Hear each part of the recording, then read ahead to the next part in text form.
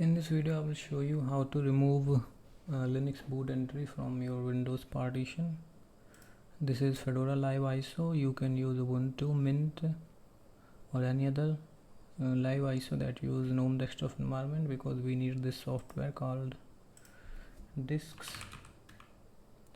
Okay, so we need to open this and we need to select our Windows partition disk. This is my Windows disk.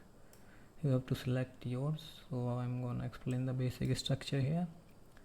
This is our EFI partition of Windows drive. This is Microsoft Reserve partition. This is the partition where my Windows is installed, and this is recovery partition. So in your case you might also have one more partition here, that is your Linux partition, but I have already deleted that and merged back to my original Windows partition. You can also do that by disk management from Windows. So in this video I'm show you how to clear the boot entries, because this method is easy than the command prompt method. So we need to select our EFI partition, then we need to select this additional partition option, click here, edit mount option, untoggle this, hit OK, authenticate, then click here, mount this partition.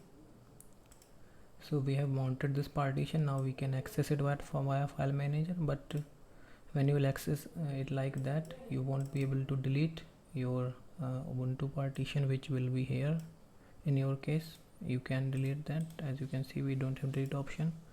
So to get delete option, we need to copy this address. We'll copy this address.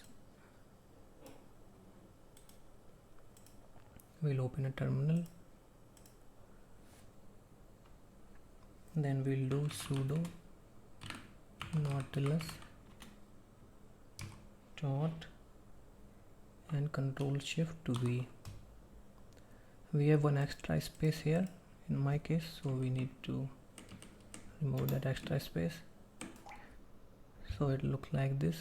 I'm gonna zoom it for you. It looks like this. Then we need to hit enter, so it will give us admin privilege, and open file manager. Okay, so now we have file manager with admin privileges. So we need to go here. This is our mounted EFI partition. Okay, so now we'll go to EFI and we can delete here any folder. I can delete this, I can delete this, but we don't need to delete this. This is the file we need. This is our Windows file, and you need to delete that Ubuntu folder, which will be here. So right click on that and deleted that, and it's done.